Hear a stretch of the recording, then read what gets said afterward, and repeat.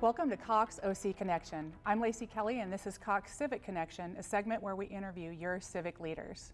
Today we have with us Bill Brough, who's a councilman with the city of Dana Point. Welcome. Thank you for having me. You have a very different background than a lot of our local elected officials. You actually were born and raised in Connecticut and served 4 years active duty in the Army. Were appointed by President Bush to the Veterans Administration and also worked for Congressman Chris Cox. So very diverse background in government and public service.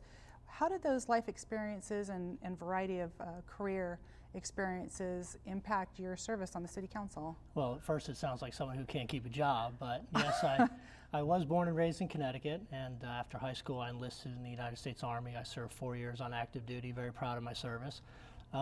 Went back to the University of Connecticut, mainly because of in-state tuition. I was on my own. My grandmother raised me and didn't have a ton of money for college, so mainly for in-state tuition purposes, went back to the University of Connecticut. When I finished, I had a political science degree and I decided to move to Washington. When I moved to Washington after the 1996 election, I got a job with former Congressman Chris Cox, who represented Orange County. I worked for him 97, 98, 99, met my wife, who's an Orange County native, during that time. And after both of us served in the Bush administration, we decided to raise our family in Dana Point, which I knew well, working in the Cox office. So I think I've learned a little bit from each one of those jobs. Obviously discipline from the military, probably the best thing I've ever done in my life, probably straightened me out and got me on the path to where I am today. Chris Cox was a very smart, very politically astute congressman. He was a member of the House leadership. I learned a tremendous amount from him. And serving in the Bush administration, I learned about federal government. I was, from day one through the 2004 election, I was 4 years at the Department of Veterans Affairs. You learn the good and bad about government, the bureaucracy, but there are also some good people that, I learned who are the go-to people to get things done. So I think all of those experiences, when I returned here, I also started my own small business out of my house to be around the family. So I think each one of those things has contributed to where I am today. I have a follow-on question to that, that you piqued my interest in something you said. Do you find that local government is more responsive and impactful from your point of view, having been at those other levels of government? Absolutely. It's one of the things I was actually interested in when I returned to California, because I had spent so much time at the federal level. You have these missions, and especially at the Department of Veterans Affairs, millions and millions of veterans use the healthcare system or the benefits system or the cemetery system, and you push these policies, but you're not sure how the rubber meets the road at the local level. On City Council, if somebody comes up before the podium and says we need a stop sign here, you pretty much see a stop sign going in the ground, and it's instant gratification. So yeah, it is a big difference. The federal government is just tremendously huge, and you wonder if your efforts are impacting the people that they're meant to serve.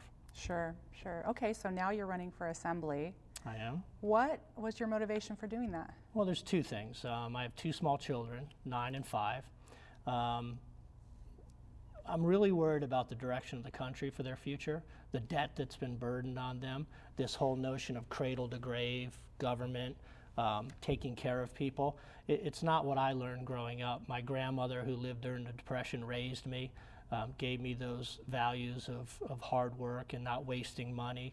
And I just see the increase of the size of government at all levels really affecting my children's future. So that's one reason. The second reason is, like I said, I had my own small business, and the business climate in California is dismal, to say the least. Regulations, taxation, everything. I'll give you an example. My father-in-law has an automotive business for 30 years. During the 90s, he had 12 employees. He would do racing cams, head packages. One of his best sellers was a fiberglass hood. It was a kit that he would make. He has no employees now. He's very lucky to be in business. The fiberglass hoods, which were one of his best-selling items, the regulations on fiberglass became so onerous that he would have to install a $1 million containment tank to keep that going. So in addition to cheaper products being made in Mexico and China and places like that. So he's in a situation now where he used to provide an income for 12 people and their families in California. He raised and put through college 7 kids and lived out in Canyon Lake.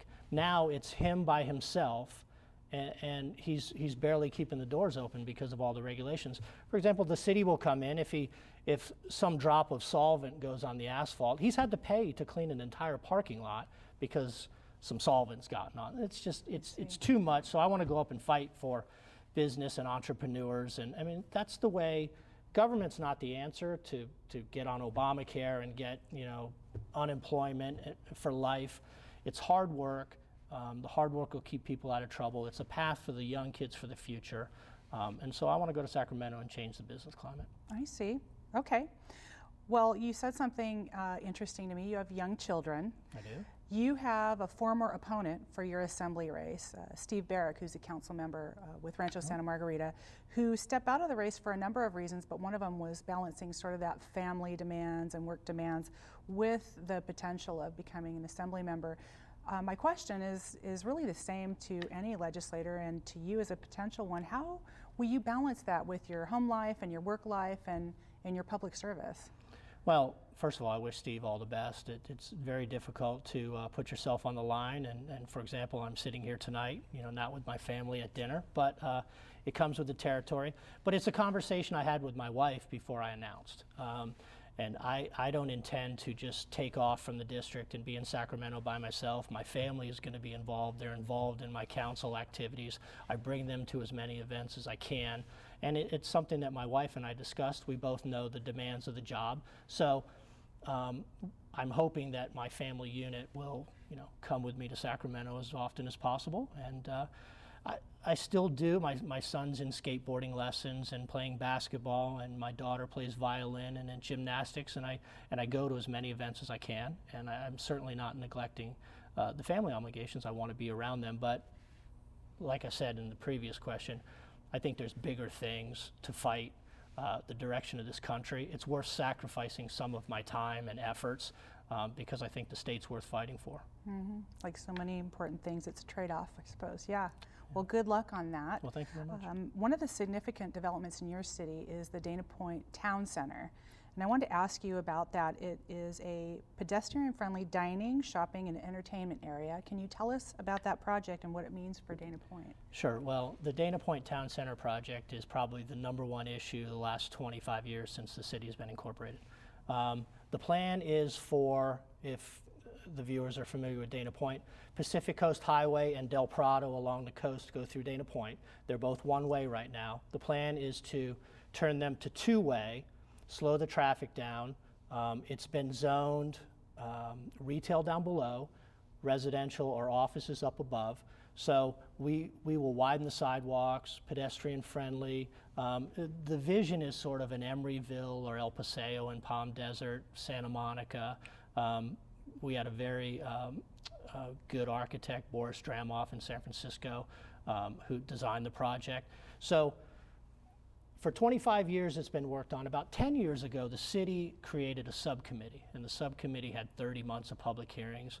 They developed a plan that the city council approved in 2006, and then the California Coastal Commission approved the plan in 2008. But because of the economy, developers couldn't sell the condos at the time. The project kind of stalled. So what I did a year ago is we saw all the economic indicators coming from the hotels and sales tax and different things and the housing numbers. I asked for an item a year ago in December to be placed on the council agenda to give us an update, and I made the case that we could do the project now because Dana Point didn't have the redevelopment issues or anything that other cities had. We were sort of in a bubble. We get some hotel revenue. We're a tourist destination. So we're able to save our money due to prudent fiscal conservative measures. So we have the money in the bank. So it's about a $16 million project right now. I asked for an item. I said, now's the time to do it. The revenues are coming in. We can pay for it ourselves. We don't have to borrow. The housing shortage will enable the developers to sell off their units that they're building.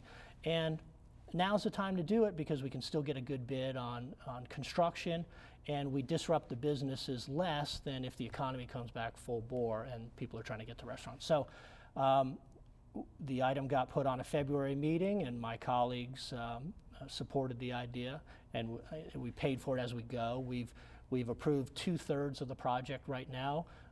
The Water District, South Coast Water District is our partner, and they have already started the water and sewer line work. They're almost done, and the city will come in February and do the street work. So the plan is to change PCH and Del Prado to two-way on each side, and if you're familiar with the East Coast, you might know the business district and the throughway. Well, Pacific Coast Highway will be for people to get through town, and Del Prado will be sort of the business district with stop signs and a little more dense.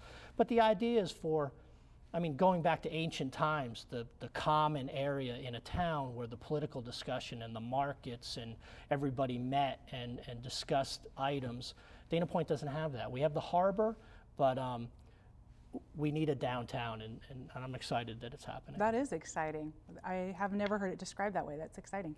So we have just a couple of minutes left, but I know that many projects, any kind of infrastructure, will in recent times run into some sort of challenges. You've probably experienced challenges on this project.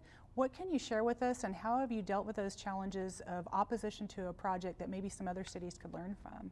Well, the good thing is all the opposition started before I got on council. Like I said, that's unfair. The subcommittee had 30 months of public hearings, so everybody was able to get their opinion as part of the plan that was molded. So right now, really, there is no opposition because it's a project that people have wanted for years, and we just have now in a financial position to get it done. So, for example, we didn't look at it for a couple of years. The original estimate was $19 million. A couple of changes without using recycled water going to palm trees instead of the Tipuana trees that are there saved us $3 million on the project. So it's a go, and I don't foresee any lawsuits or anything like that because, like I said, there was so much public outreach that, you know, the plan has been public for so long. Excellent. Okay, well, in our remaining minute or so, you have another project, County of Orange project for Dana Point Harbor, a revitalization. What can visitors and residents of your city expect to see in the future with that project? Well, the Dana Point Harbor is another project that's been talked about for a long time.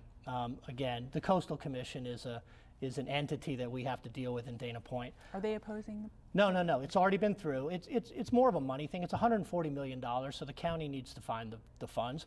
But we're very excited. I mean, they're very close. We'll probably see some CDP permit applications maybe this month. CDP is? Conditional use permit. Got it. Sorry for the government acronym. But we expect them to pull some permits from the city this month, and they could start construction in September, we hope. Okay. But it's a facelift for the harbor. It's 40 years old before pressure treated lumber, and the termites are on vacation down there. So it'll be great. Opens up the space, new commercial core, better use of parking boats and things like that. So I'm very excited about the harbor project as well. That's exciting. Well, I want to wish you the best on your assembly race. Thank you very much. Well, should you win that race, we'll miss you as a local elected in Dana Point. I know you've really enjoyed your tenure there. I have. It coincides with the end of my term. So. Yeah, okay. Well, that's good to know. So at least you'll be hopefully going someplace where you can continue to do your civic service. So anyway, thank you for your time today. I really appreciate it. Thanks for watching Civic Connection. We'll see you next time.